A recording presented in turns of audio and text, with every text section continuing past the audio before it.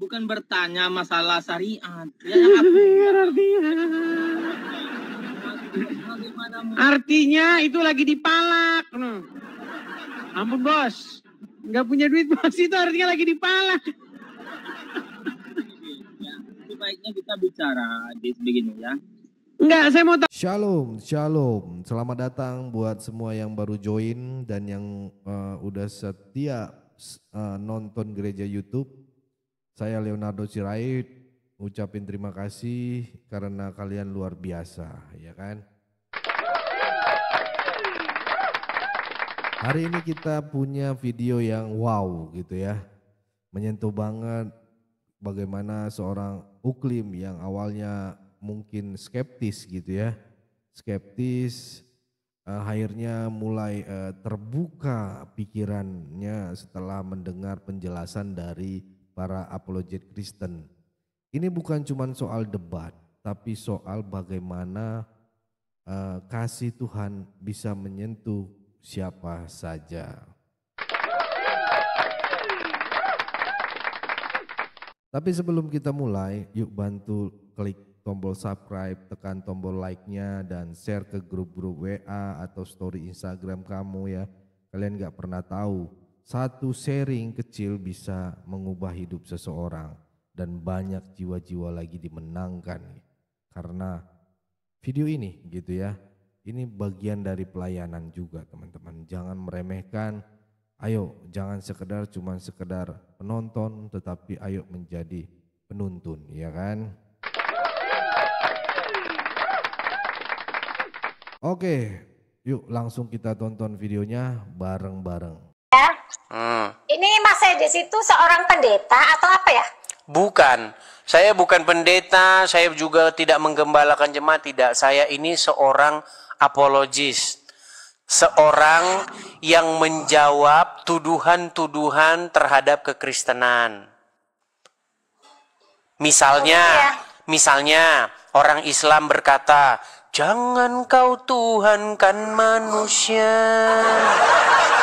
Hai manusia, maksudnya orang Kristen. Ya.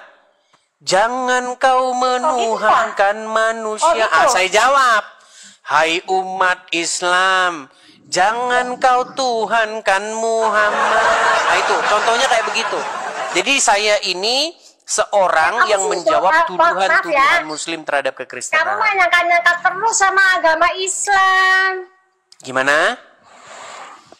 Nyangka-nyangka terus sama agama Islam. Nyangka?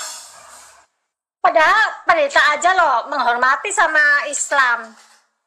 Seorang pendeta. Kan saya bukan pendeta, udah dibilang kan. Pendeta aja lah saling menghormati sama. Pendeta siapa sama yang menghormati? Ya pendeta lah pendeta. Ya siapa? Sebutkan namanya. Nggak boleh ngarang bebas gimana? Tidak boleh kita itu mengarang bebas. Nanti jadi seperti Muhammad ngarang bebas. Jangan gitu dong. Loh, mau saya tunjukkan bahwa Muhammad ngarang bebas? Mau saya tunjukkan? Ya, kamu sih seorang host ya, jadi udah diatur semuanya lah. Loh, gimana?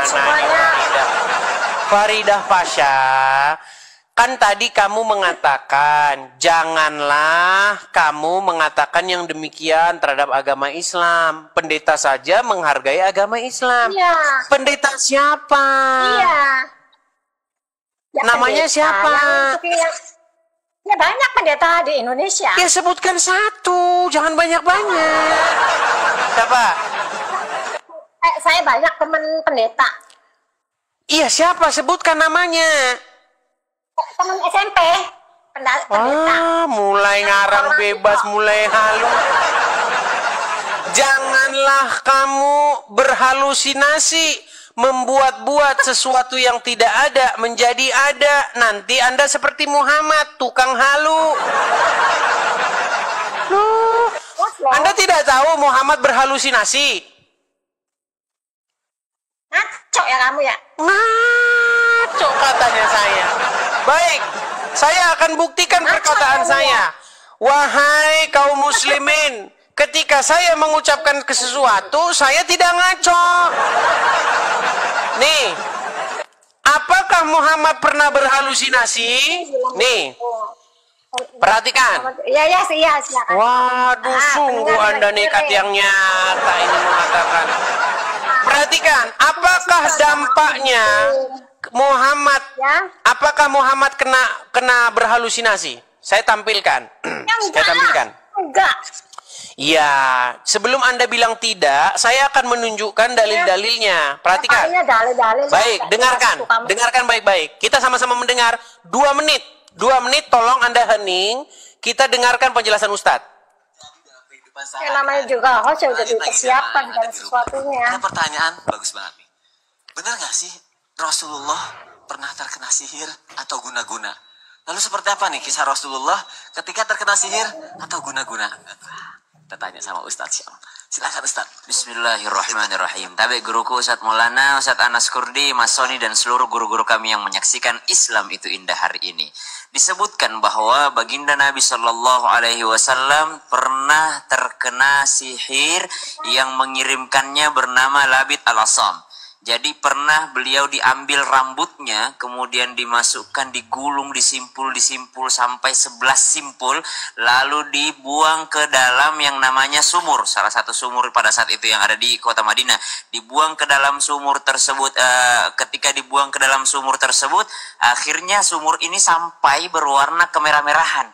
Jadi disebutkan bahwasanya ketika turun ini yang namanya rambut Rasulullah SAW bersama dengan kurma, dipakainya kurma kering untuk yang namanya bahan untuk yang namanya menyimpul-nyimpul rambutnya Rasulullah Sallallahu Alaihi Wasallam. Dan efeknya kepada baginda Nabi Sallallahu Alaihi Wasallam, Rasulullah itu sampai demam tinggi sehingga berhalusinasi. Berhalusinasi sehingga Muhammad halu. Itu dari Loh, gimana ini? Itu dalam acara TV di Trans TV. Dalam acara Islam itu indah. Saya nonton Muhammad halu, di situ dikatakan halu.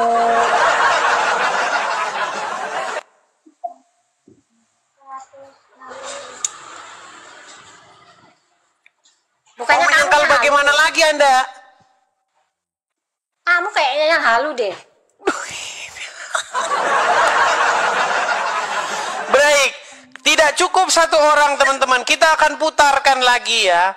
Apakah hanya satu orang yang mengatakan itu? Perhatikan ya. Salah satu orang Yahudi pernah menyihir Nabi Shallallahu Alaihi Wasallam, dan waktu itu Nabi SAW kena sihir sebulan, ya, sebagai tanda bukti bahwa saya memang ini ada di tengah-tengah umat dan Allah ingin mengajarkan caranya.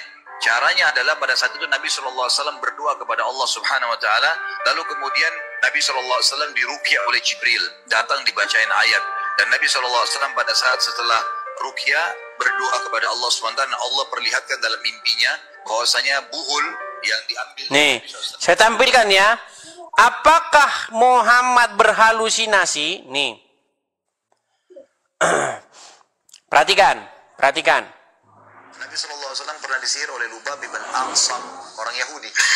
Ya, Nabi SAW sebulan teman-teman nggak sadar, nggak tahu apakah sudah kasih giliran istrinya atau belum. Nggak sadar dia, nggak tahu apakah sudah kasih giliran istrinya atau belum. Dia nggak tahu dia.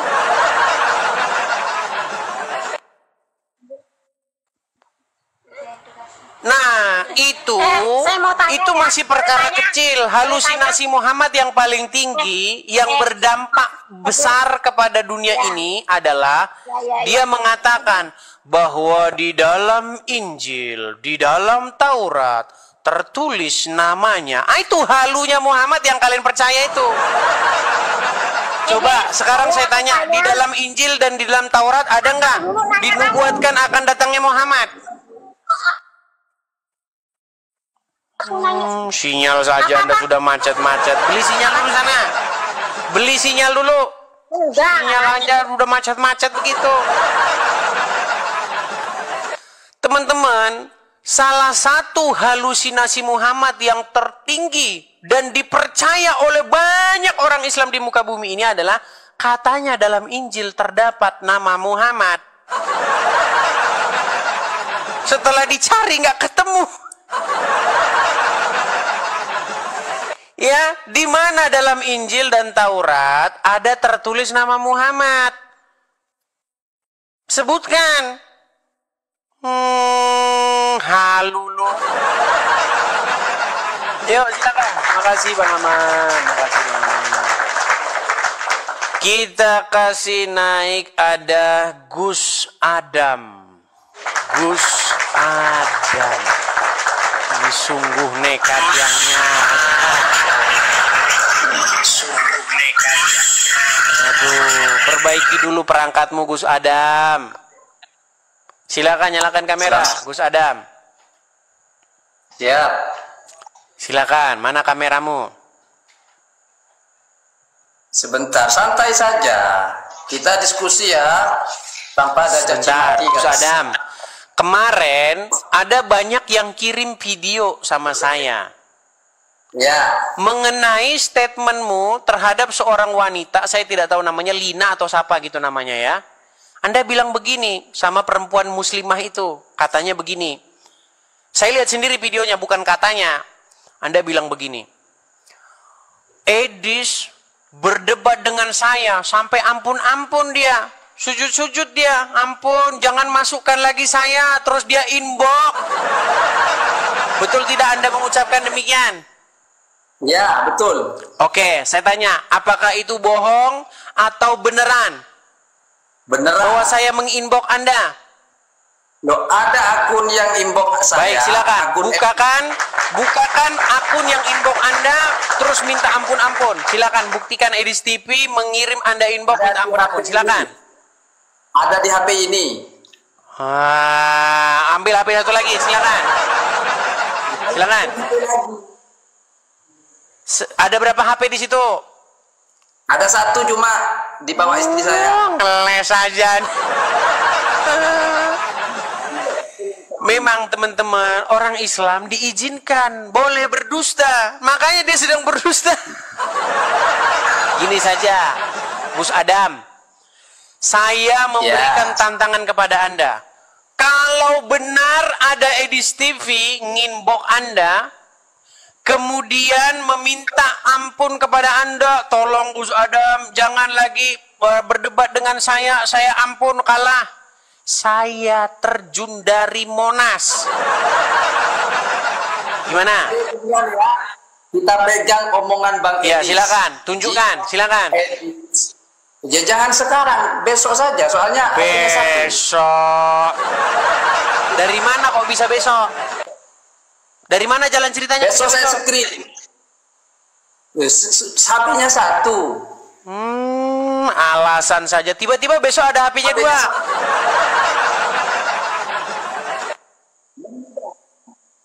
Saya bisa menunjukkan data kepada Ya sudah, Anda. silakan, tunjukkan mana. Ya. Datanya ada di HP ini. Ya Santai sudah. saja. Bagaimana Jangan caranya kamu besok bisa menunjukkan sedangkan sekarang nggak bisa?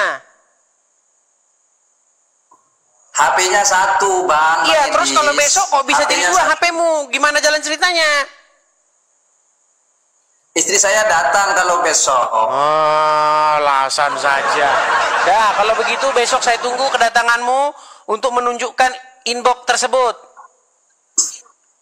Ya, Jangan kamu karang oke. dulu. Sekarang saya bikin akun Edis TV terus inbox. Gini, caranya kalau memang ada akun Edis TV yang inbox kamu, klik profilnya. Klik itu, yang inbox itu lihat followersnya berapa. Ya, saya pastikan itu akun buatanmu sendiri. Saya tunggu besok. Ya, silakan besok datang. Saya tunggu besok. Saya tunggu besok. Jadi teman-teman, di dalam ajaran agama Islam itu memang diizinkan untuk berdusta itu boleh. Ya, makanya saya bilang Islam itu dibangun di atas dusta. Karena memang berdusta aja boleh. Loh, Bang, kenapa Anda menggalang dana untuk kegiatan pengadaan ambulan ya teman-teman. Semoga ini bisa terlaksana ya, sedang menggalang dana untuk membeli 1 unit ambulan yang akan digunakan di daerah-daerah pedesaan yang jauh dari akses rumah sakit. Kalau hati teman-teman tergerak dan ingin ambil bagian dalam pelayanan ini, kalian bisa memberikan dukungan melalui nomor rekening yang tertera ya di bawah, atau cukup dengan scan barcode yang tersedia di layar. Ya, selain itu kami juga mengajak kalian untuk mendukung pelayanan lainnya seperti Forum Komunikasi Pelayan Penginjil Indonesia, Apologet Kristen, dan juga komunitas Kristen YouTuber Indonesia ya. Di sini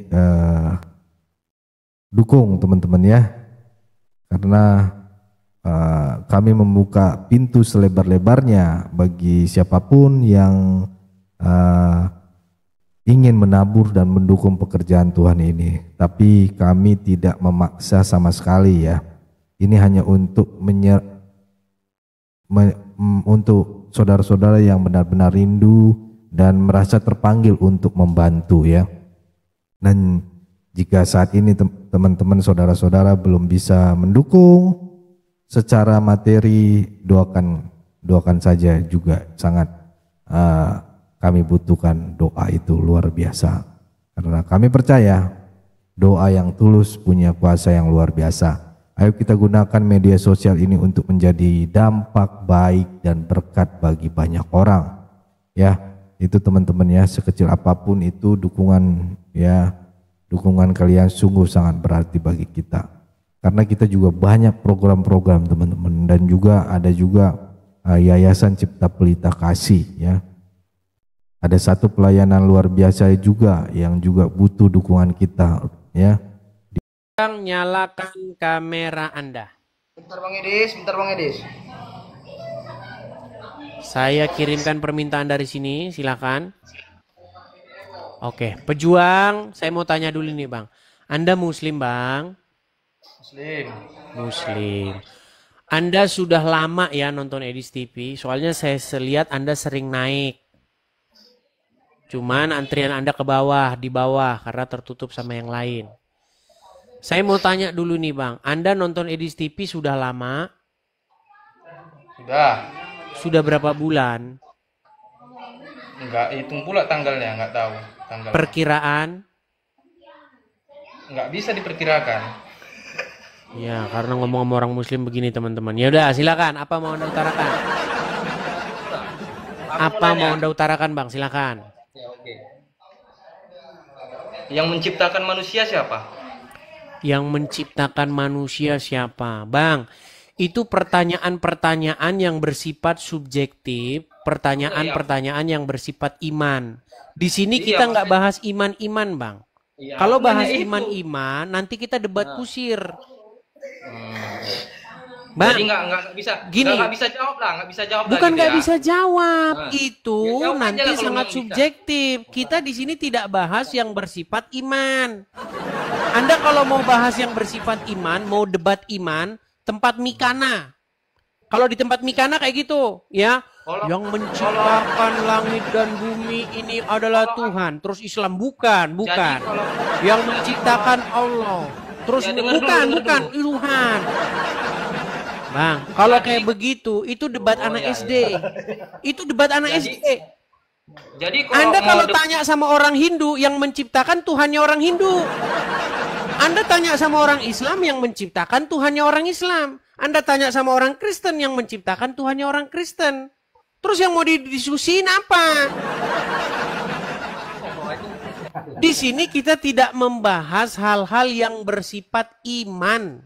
Yang kita bahas di sini hal-hal yang bersifat ilmiah. Ya, contoh, saya kasih contoh. Misal, saya kasih contoh. Anda memfitnah mengatakan bahwa semua nabi-nabi, baik Nabi Musa, baik Nabi Isa, baik Nabi Daud, semua nabi-nabi, Anda katakan menyembah Tuhan bernama Allah, betul? Oke. Sekarang itu kan sifat iman. Kita nggak bahas itu yang bersifat iman itu, karena itu bersifat pribadi itu, keyakinan Anda, subjektif. Sekarang begini saja, Musa, Daud, Isa itu berbahasa apa? Tidak ada kemana-mana bahasanya. Berbahasa Ibrani. Apakah dalam bahasa Ibrani ada kosakata Allah? Tak kemana-mana bahasanya, tak kemana-mana lari. Tak kemana-mana. Ini bahasa yang ilmiah, akademis. Aku mau nanya kau. Enggak, saya ajar Anda untuk diskusi yang bersifat akademis dan ilmiah, bukan berdiskusi iman. Ini gimana? Bukan, ini setahu selama yang aku tengok, Edis Sida Butar ini tahunya menjelek-jelekkan Islam, bukan berdiskusi. Menjelek-jelekkan. Sungguh Anda nekat yang nyata.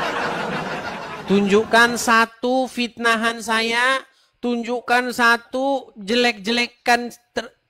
menjelek-jelekkan yang saya lakukan. Tunjukkan satu. Ya banyak, ya nggak bisa. Satu aja. Banyak. Apa? Banyak. Tunjukkan satu. Banyak yang macamnya Nabi kami aja kau jelek-jelekkan. Apa contohnya? Banyak. Dari tadi banyak. Ketika Edis TV menantang orang muslim untuk membuktikan satu saja fitnahan saya terhadap Muhammad, mereka tiada mampu dan tiada sanggup menunjukkannya. Coba tunjukkan satu, Bang. Satu aja. Dari mana kami menuhankan Muhammad? Nah, itu lagi. Bang. Nggak bisa. Anda tadi saya tanya, sudah berapa lama nonton Edis TV? Udah lama. Anda tidak jawab. Berapa lama perkiraan Anda nggak bisa jawab? Sekarang begini, adakah orang-orang muslim lawan debat saya mengakui bahwa Muhammad itu Robnya? Rob ini banyak. Ada harapan Tuhan. Ada. Sekarang saya tanya dulu, Anda jujur. Adakah pendebat-pendebat muslim yang bersikeras ngeyel berdebat dengan saya, tapi diakui bahwa Muhammad itu Robnya? Kalau tanya, saya jawab dulu. Adakah orang muslim yang mengakui bahwa Muhammad Robnya di hadapan saya? Kalau di bawah-bawah macam kami, nggak ada. Tapi kalau ya, macam karena kalian nggak tahu apa-apa, itu masalahnya. Karena kau tak tahu apa-apa. Sementara muslim-muslim yang berkelas, saya tunjukkan. Dengar.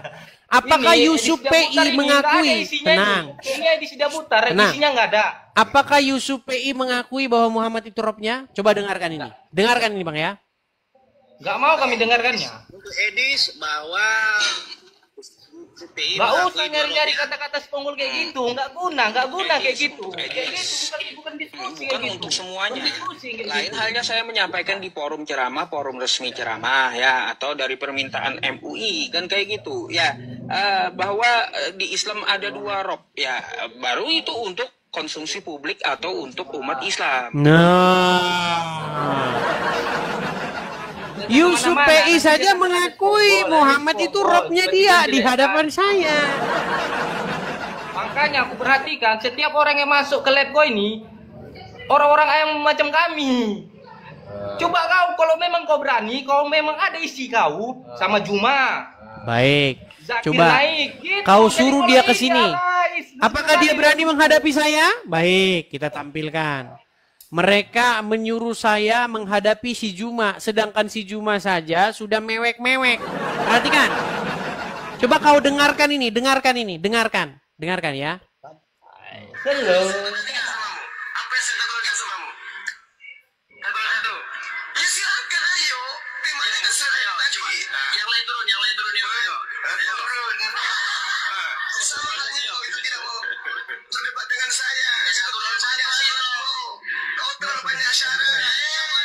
Nah, ketika saya suruh menghadapi saya, apakah kamu berani 1 lawan 1 menghadapi saya?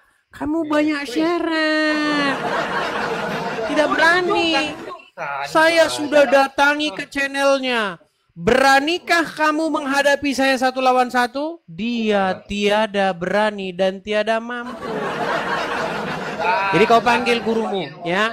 Kau panggil gurumu biar datang ke sini. Sungguh nekat yang nyata. Oke, kita lanjutkan kembali ya.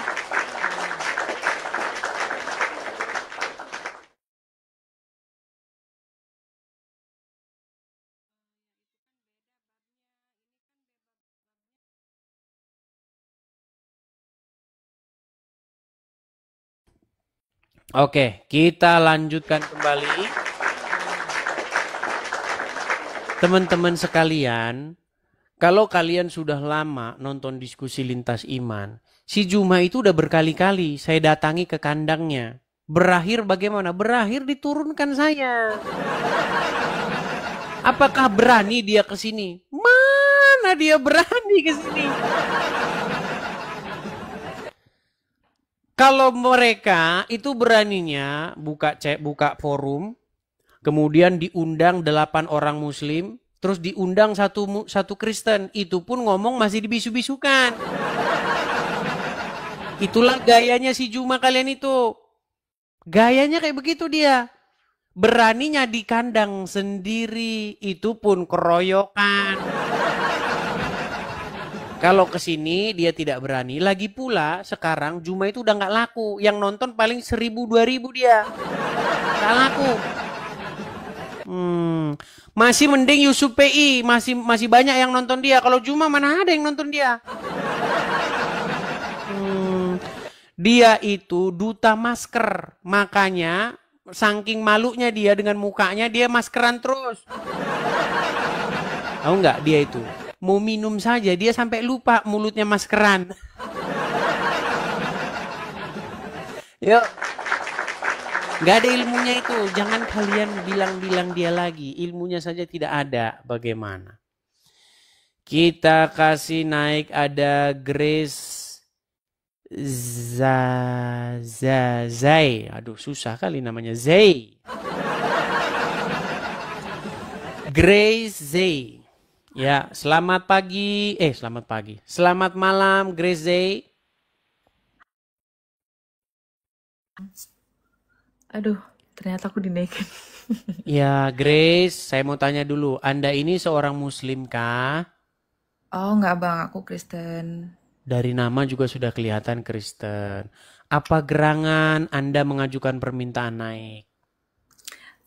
Jadi aku ada pertanyaan bang. Jadi sebenarnya aku baru nonton abang, cuman aku banyak dengar dari keluarga yang nonton abang gitu kan. Jadi asal kita video call sama keluarga yang dibahas itu tentang abang terus gitu. Jadi aku penasaran, menurut abang nih ya, kan aku punya keluarga nih. Aku nggak usah bilang labelnya langsung, tapi itu tadi soal kepercayaan bang. Menurut abang, benar nggak sih tetangga kita itu yang teman-teman Muslim percaya sama yang namanya kayak ilmu hitam dan ilmu putih gitu. Jadi kayak ya, beberapa menurut yang hadis mengaku iya gitu. Ya, mereka percaya karena nabi mereka sendiri itu kena ilmu hitam. Iya. Jadi Muhammad itu terkena guna-guna atau sihir atau ilmu hitam. Jadi makanya saya bilang, aduh saya nggak enak begini, nanti kamu jadi kena sangkut kepada saya begitu Grace. Gini, pertama, kalau kita baca sejarah-sejarah agama Islam atau sejarah-sejarah dari dalam Bible, nabi-nabi itu menyembuhkan orang yang terkena sihir. Ya kan? Bagaimana dalam Injil Yesus menyembuhkan orang yang kerasukan. Betul? Betul. Nah sementara kalau Muhammad malah dia yang kena sihir. Gitu. Oke bang. Aku paham. Tapi memang apakah memang di hadis ya bang bahasanya atau di ayat mereka itu memang ada ya tertulis bahwasanya mereka mempercayai ada yang hitam dan putih. Baik, gitu. Saya tunjukkan ya dalilnya. Karena kalau saya hanya ngomong begitu nanti kurang kuat. Karena mereka itu sudah skeptis begitu terhadap pernyataan-pernyataan orang Kristen. Kita akan kutip langsung saja ya pernyataan-pernyataan orang-orang Islam sendiri. Perhatikan ya. Perhatikan. Saya akan dengarkan sebuah potongan ceramah Ustadz ya nih. Salah satu orang Yahudi pernah menyihir Nabi Shallallahu Alaihi Wasallam. Nah, ada musiknya sebentar. Saya hilangkan dulu. Kenapa orang bikin itu musiknya keras sekali jadi menimpa suara aslinya ya? Bentar ya. Saya tampilkan dulu sebentar ya. Sabar nih. Salah satu orang Yahudi pernah menyihir Nabi Shallallahu Alaihi Wasallam, dan waktu itu Nabi SAW kena sihir sebulan, ya, sebagai tanda bukti bahwa saya memang ini ada di tengah-tengah umat dan Allah ingin mengajarkan cara sihir. Jadi dia terkena sihir. Oke Bang, paham. Jadi kalau menurut Abang, bagaimanalah caraku untuk apa namanya Bang? Kayak contoh kan di sini aku kan tinggal di Jakarta dan otomatis lebih banyak yang teman-teman tetangga sebelah daripada kita gitu ya Bang. Bagaimana caraku untuk berbicara dengan baik ketika mereka kayak ayo Grace login kayak gitu Bang. Ya, pertama-tama begini. Pertama-tama harus lihat sikap dulu dan perilaku. Bagaimana kita harus mencerminkan karakter yang tertulis di dalam Bible. Nah, kalau mereka baru menyinggung-nyinggung agama, baru. Salah satunya adalah pernyataan-pernyataan di dalam Al-Quran, misalnya begini. Di dalam Al-Quran dikatakan bahwa orang-orang yang beriman dan bertawakal itu tidak akan bisa dipengaruhi oleh setan. Tidak bisa dipengaruhi oleh setan. Tidak bisa. Menurut Al-Quran. Tetapi di dalam hadis Muhammad kena pengaruh sihir. Kita tahu sihir itu kan dari setan. Ya, betul Bang. Nah, maka kesimpulannya mustahil Muhammad termasuk orang yang beriman dan bertawakal. Karena apa? Karena dia sendiri kena pengaruh dari setan itu, yaitu sihir. Itu sebenarnya sudah sering saya diskusikan dan ada beberapa muslim yang akhirnya mengambil kesimpulan bahwa Muhammad tidak termasuk orang yang beriman. Seperti itu. Di dalam Al-Quran juga ada salah satu sifat atau ciri-ciri orang yang tidak beriman itu adalah orang-orang yang berkata bohong. Ada ayatnya dalam Quran. Berkata bohong? Ya, ciri-ciri orang yang tidak beriman. Salah satu sifat orang-orang yang tidak beriman itu adalah mengucapkan kata-kata dusta. Nah, menurut hadis, Muhammad bukan hanya mengatakan perkara yang bohong. Dia bahkan mengajari orang boleh berdusta dalam 3 hal. Ada hadisnya Bang? Ada. Makanya begini, Grace sering-sering nonton Edis TV. Bila perlu ajak nobar mereka. Begitu ya Grace ya. Siap Bang.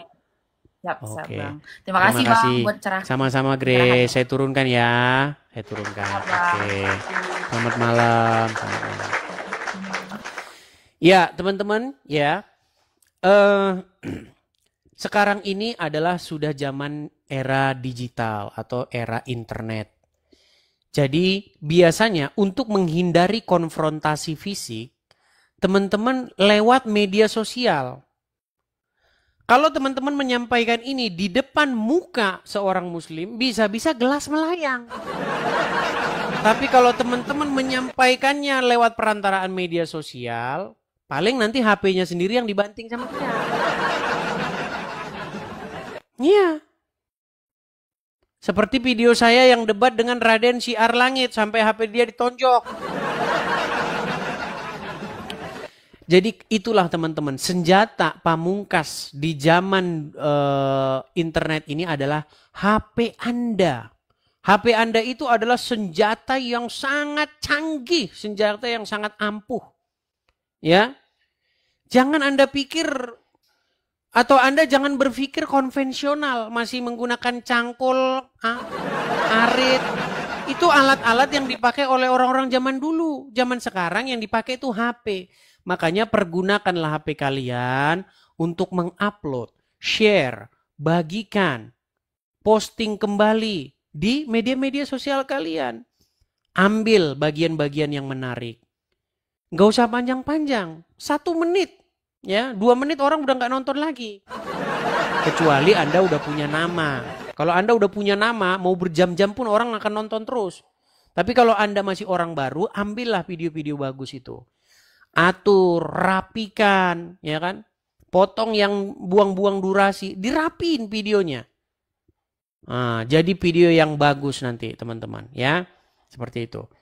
Jadi bantu saya dengan cara ikut melakukan repost, melakukan posting ulang, share, bagikan ya kepada para netizen ya. Seperti itu.